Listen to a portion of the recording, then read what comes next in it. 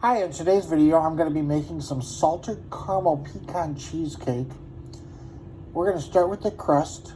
We're going to need 2 cups of graham crackers crushed.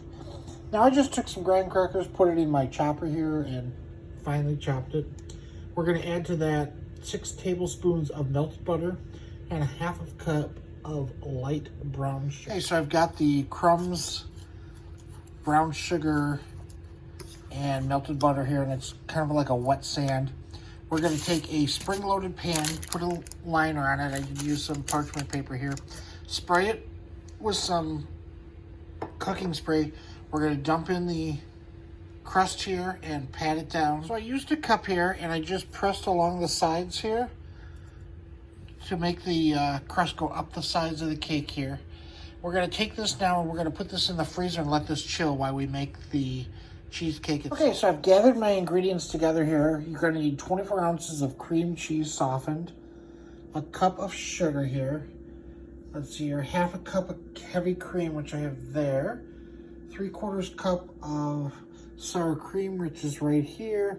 3 teaspoons of vanilla extract right there, and 3 large eggs at room temperature. The first thing we're going to do is we're going to mix together the cream cheese and sugar at a medium speed. Next, we're going to add the heavy cream, vanilla, sour cream, and flour, and mix that up until it's well mixed here.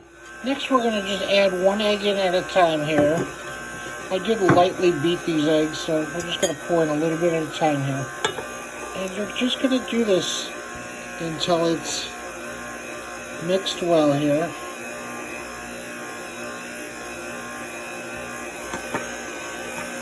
You don't want to overbeat this, just until it's incorporated. Then we're going to pour this into the crust and cover this with foil. There's the cheesecake.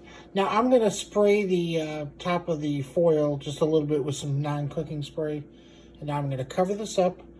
We're going to use our sling and put it in the Instapot. Add a cup and a half of water to your Instapot. Okay, so there it is in the Instapot. We're going to put the lid on here. We're going to go down here and we're going to pressure cook, and we're going to go up to 40 minutes here. And then we're going to keep warm and turn that off. We're going to let that go for 40 minutes. So after 40 minutes, the pot says end. Now we're just going to set a separate timer. For 10 minutes, we're going to let this set in the pot with the keep warm turned off for 10 minutes, and we'll do a quick. So there's the cheesecake. 40 minutes, high pressure, and then turn it off and let it sit for 10 minutes before you do a quick release.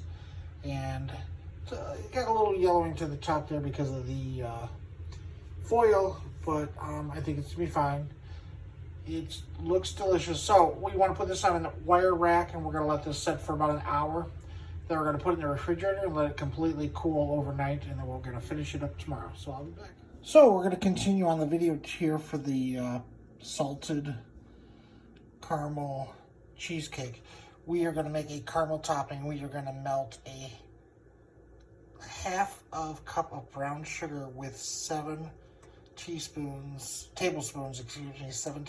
of salted butter. So we're going to let this butter melt. Then we're going to add a half a cup of brown sugar to that. And I'll be back. Okay, once this is combined, we are going to add in 2 tablespoons of corn syrup, light or dark, 12 ounces of sweetened condensed milk, a teaspoon of vanilla, a half a teaspoon of salt, and I've got the brown sugar, butter, corn syrup, condensed milk, vanilla extract, salt in here. We're going to stir this up and bring this to a boil. And we're going to stir this until it reaches 225 degrees with a candy thermometer.